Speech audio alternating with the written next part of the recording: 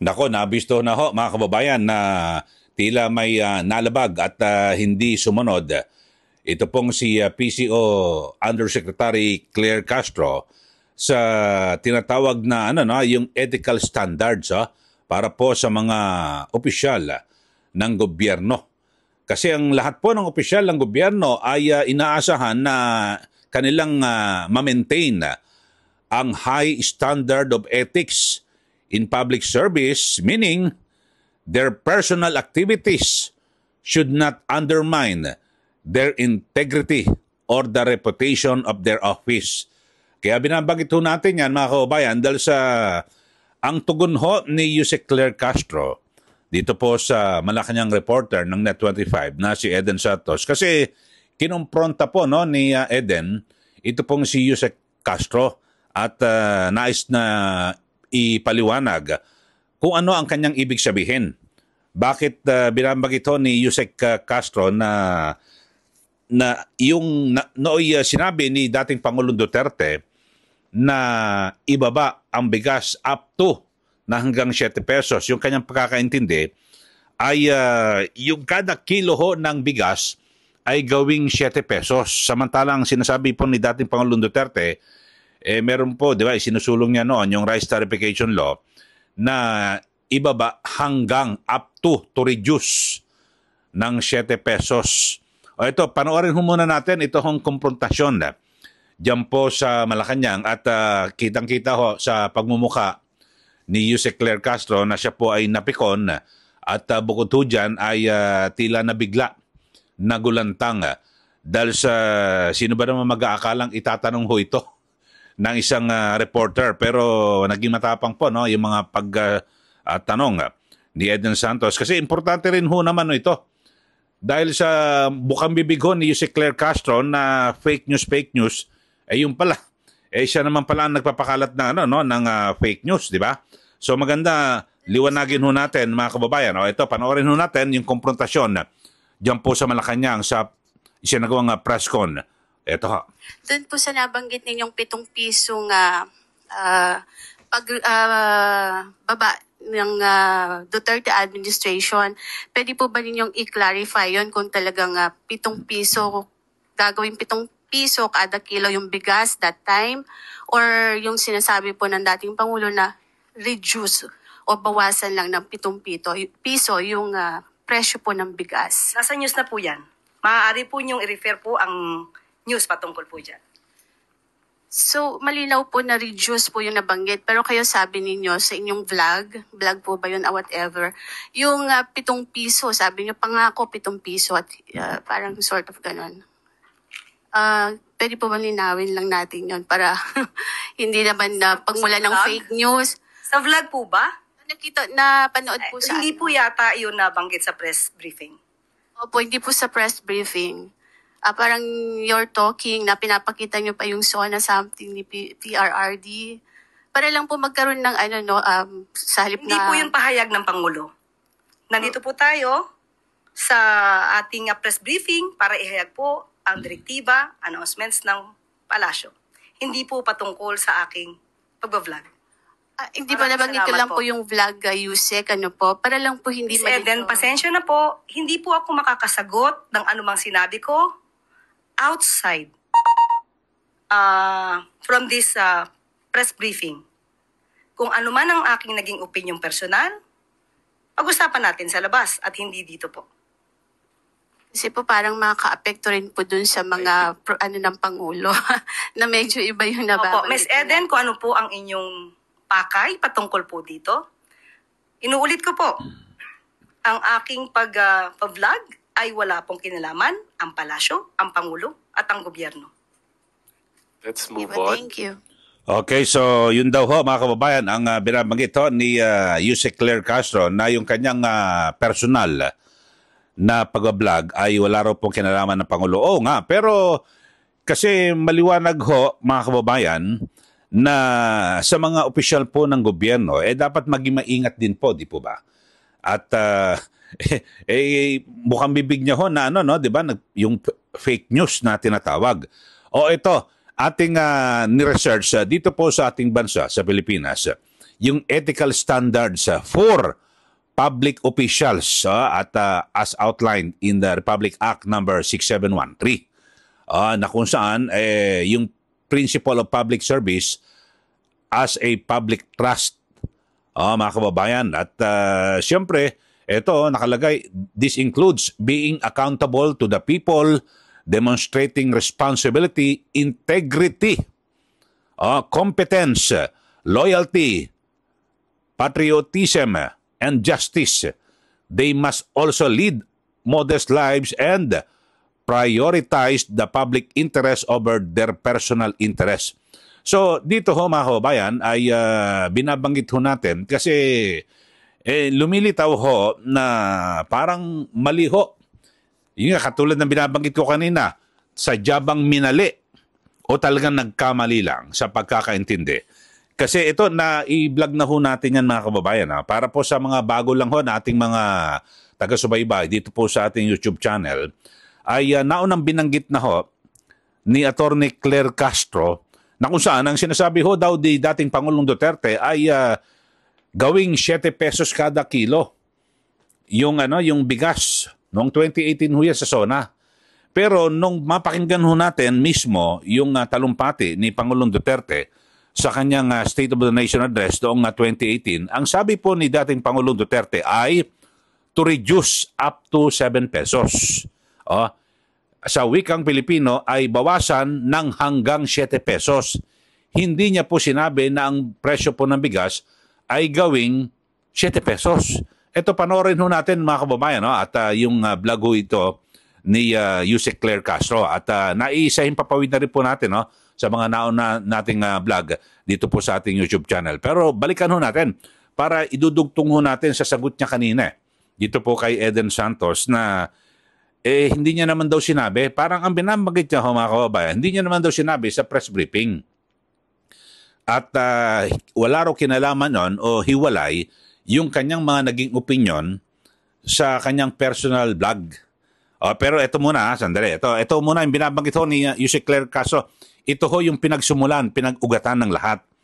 Kung bakit ho siya, di ba? Nako, grabe ho yung mga pagbabati ko sa kanya at pang-aalipusta na yung tungkol sa comprehension, kung ano-ano man, hindi marunong umintindi, abogado. Dito ho nag-ugat yan. Mga kababayan, kayo na pong musga. Clear, tignan natin. Pakita ko na to. Sige pangako, 20 pesos. Ito, ano kaya ito? Okay. Ito dati ang sinabi, mga ka-clear. Sige. Ay, sorry.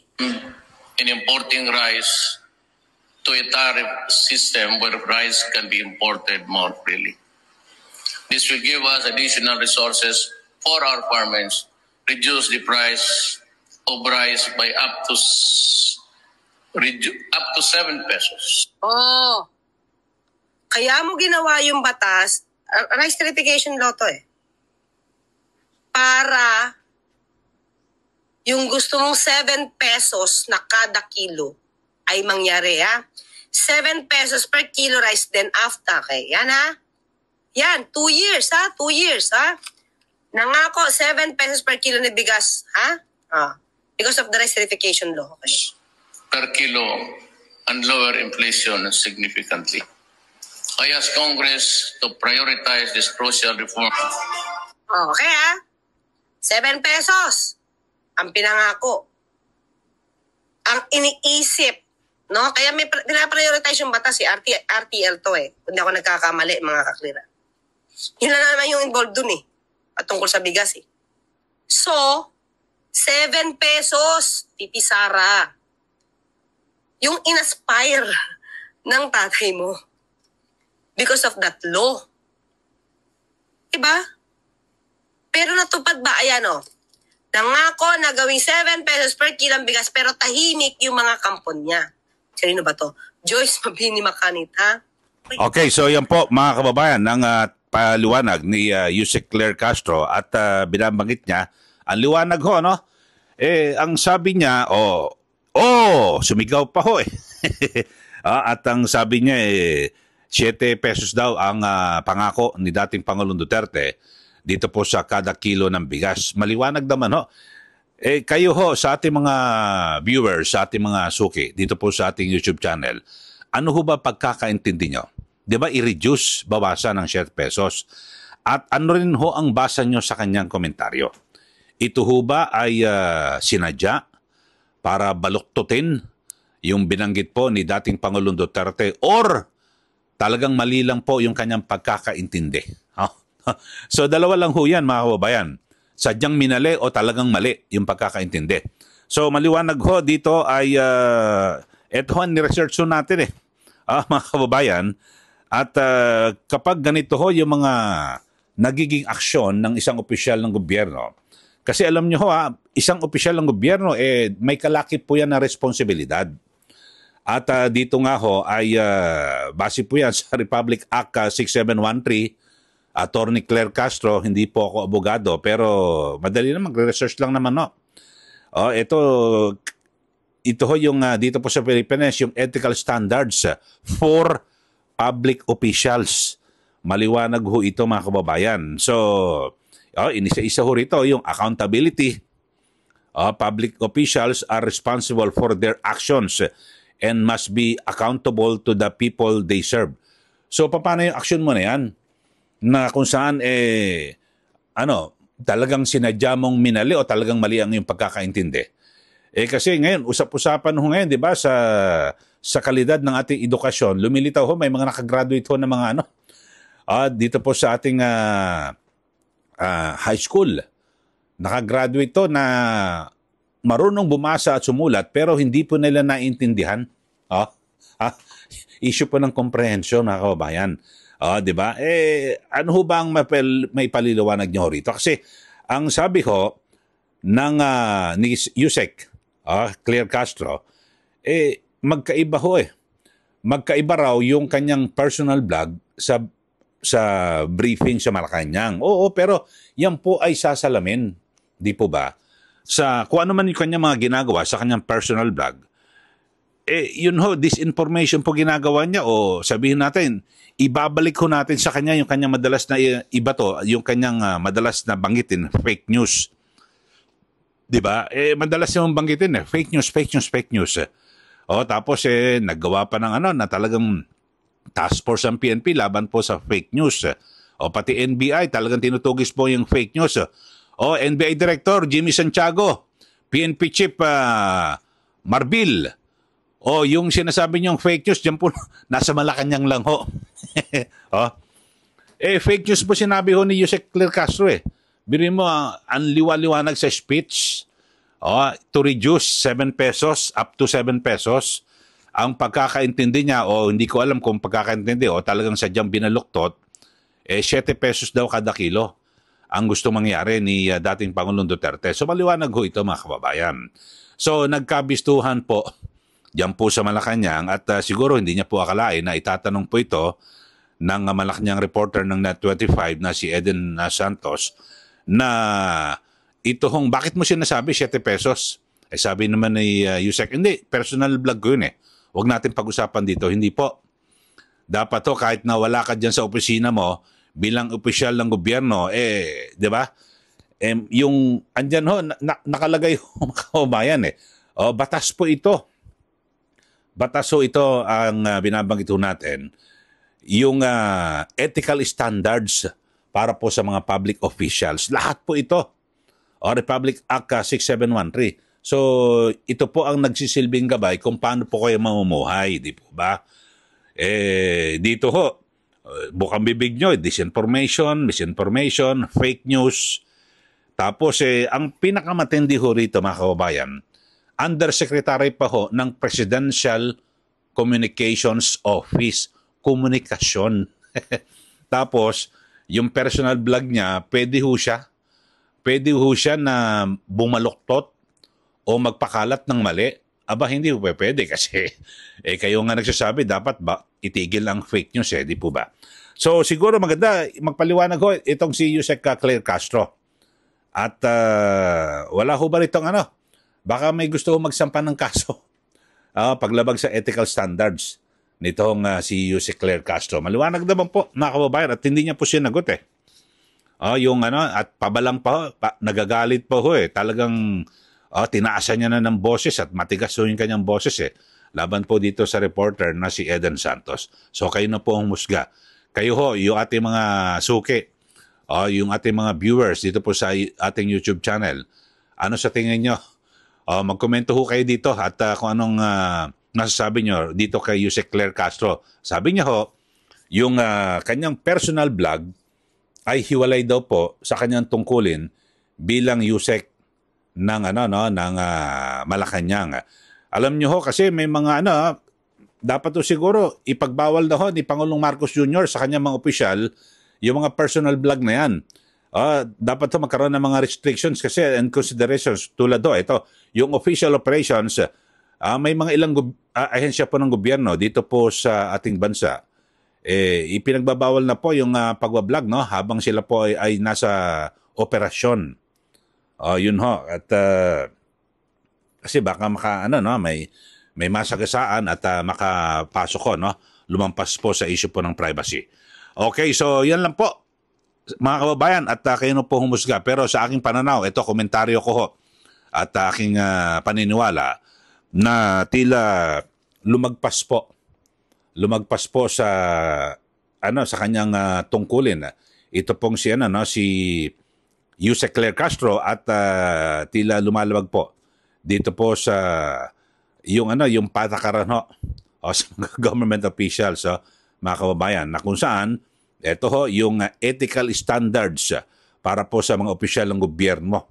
Maliwanag ho yan kasi kung ikaw ay nagpapakalat ng mali o mali ang iyong pagkakaintindi, ano mangyari sa mga Pilipino? Okay, sa mga bago lang sa ating channel, mag-subscribe na po kayo. At para kayo po ay laging updated dito po sa ating mga pagtalakay sa mga issue. At syempre, huwag din po kalimutan na i-share, i-like yung ating vlog para kayo po ay laging kayo po ay updated. Kasi sa atin yung ating pag-vlog at yung aking pagkokomentaryo sa radyo mismo at yung aking column sa dyaryo, parehong-pareho. Hindi ako nagsasalita rito ng mga kung ano ng mga masakit na salita, pagmumura, kung ano man, at lahat po ng ating pagtalakay sa mga issue, meron pong laging basihan. Yun po, hindi po imbento. At bago tayo sa himpapawid, chinecheck ko muna mabuti. Hindi naman ako sobrang talino, pero kapag parang may hindi ako naintindihan, madali lang naman mag-research ka lang Google. Or pag hindi ka pa nakaintindi, itanong mo sa mga kakilala mo. Ano ba pwede dito? Ano ba dapat dito? Ano ba ibig sabihin nito? Ganun pwede. Para kapag ikaw ay humarap, katulad dito sa ating YouTube channel, talagang kahit pa paano, di ba, kumpleto po ang detalye. So, hindi po ako siya nagmamagaling o nagmamarunong, kundi, gusto ko lang maging responsable na broadcaster. 3 dekada tayo sa pag-broadcast hanggang ngayon. At siyempre kasama na natin itong sa ating pagbablog, mga kababayan. Okay, so maraming salamat po sa inyong lahat at abangan niyo pa rin yung ating mga sunod-sunod na ating mga komentaryo dito po sa ating YouTube channel. Maraming salamat. Muli, ito po si Ka Eli. Magandang araw po sa ating lahat.